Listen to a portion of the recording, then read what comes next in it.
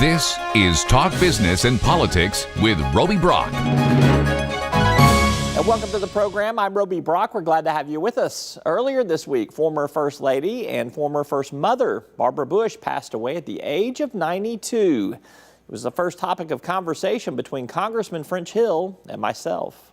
This week, Barbara Bush passes away at the age of 94. You worked in the Bush 1 White House. You know this family extremely well. Tell me a little bit about how you think Barbara Bush should be remembered, and what do you think her role was as a First Lady? How did she define herself? Well, thanks for having me, Roby. Barbara Bush was a wonderful, warm, gracious woman with a sharp wit and a sharp tongue, and was fiercely loyal to her husband and to her family. And absolutely, that was her hallmark. I've known her since 1979, and I love her sense of humor.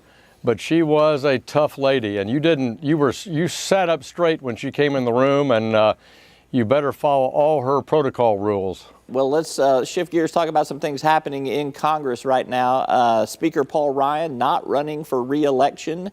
That means that there will be either a new Speaker of the House, or depending how things go, a new minority leader for the Republicans in the next Congress. Who do you support? Who do you, in terms of replacing Speaker Paul Ryan? Are you a Steve Scalise guy? Are you a Kevin McCarthy guy? Are you a Jim Jordan guy? Or are you looking for someone else? Well, first of all, I think Paul Ryan's done an outstanding job in a very difficult position, the Speaker of the House. He's going to remain Speaker of the House until next January. And as you know, there's some high number of 30 to 40 Republican members of the House who are retiring this year. And therefore, I think it's completely appropriate to wait and get the election behind us and have the election for Speaker then. And we've got great people who I think have the chops to be Speaker. But we've got to see who is in the Congress and going to be in the next Congress before we determine what the right course is for the speakership. All right, so you're just going to sit tight for the time being and just see how it plays out until after the election cycle. Well, I mean, Steve Scalise and Kevin McCarthy are great leaders. They're good friends of mine. They're perfectly capable of being Speaker, but I don't think you can get out ahead of that decision when you've got a substantial portion of the Republican caucus that's yet to be determined because of the November elections. I think it's fair to all parties to be involved at that election time, as we always do, and immediately after the election, select our new leader for the upcoming Congress. All right, fair enough. Let's talk taxes. Symbolically, on tax day this week, the IRS website crashes, perhaps a candidate for your Golden Fleece Award here down the road. You voted for the tax overhaul that became law late last year. Do you want to make the individual income tax cuts permanent? That is a topic of discussion right now. Yeah, if that was a possibility to make those tax cuts permanent, that's definitely something I'd look at. I want to see the particulars about it, but I think that's a question of fairness for our families, and that's something certainly I could support, but I would want to see the details about it and the impact of it. Well, right now there does seem to be, at least in some of the measures that are being floated, a Penn-Wharton analysis I think I saw earlier this week shows that it could add another $500 billion to $750 billion to the national debt. The tax cuts that you voted for add, according to the CBO, $1.5 trillion to the debt. How do you square that with your wish and desire to have a balanced budget amendment? Well, first, the dynamic scoring on the December tax cut is more in the $300 billion range over the 10 years when you incorporate growth. Secondly, CBO just this week announced that the economy was growing much faster than they thought. They've now suggested that it's growing at 3.3%, which is substantially above the 1.8% average of the last decade. And that difference in growth alone from their original forecast more than pays for a third of their original forecast. So I think people can come up with all kinds of numbers here about revenue forecasts. The main issue is that we've got the economy growing again. We've had 1.1 million new jobs created.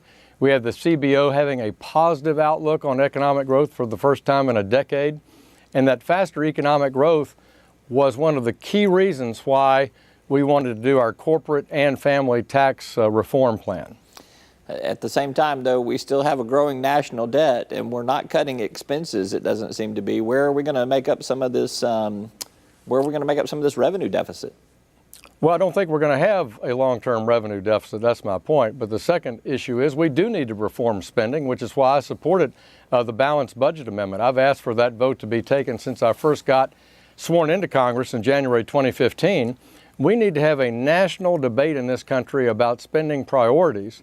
And we need to recognize that right now, despite having the House in Republican hands, having a Republican president and a Republican Senate, we don't have control of that budget process and the outcomes about spending decisions because of Chuck Schumer and the minority in the Senate still have major sway when it comes to defining what annual spending is.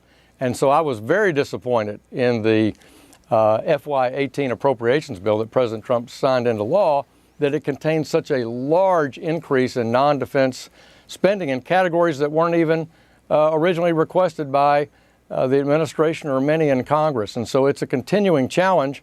We need American citizens to support our efforts to have common sense budget reforms, have the Senate and the House both do the appropriations bills in ordinary course of business, and get back to having a defensible budget and have long-term spending reforms in our mandatory programs.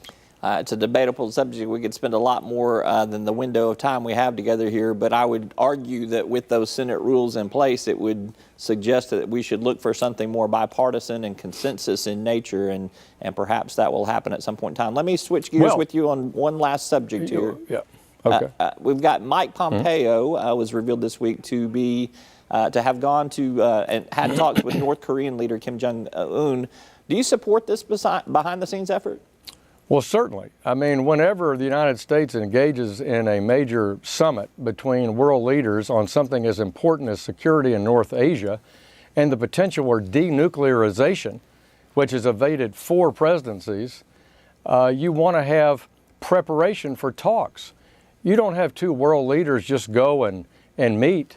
You always have behind-the-scenes careful preparation of those visits to even ascertain if it should take place in a careful manner. So, of course, I support those kinds of conversations with not only North Korea, but also our allies in the region, particularly China and Japan and South Korea. All right, we're out of time. He's Congressman French Hill. I am going to go celebrate the life and times of Barbara Bush with a shot of bourbon, just like she would want us to. So I encourage you to do the same. She'd want it, and go read See Fred. Enjoy. Thanks, Roby. Thank you, Congressman.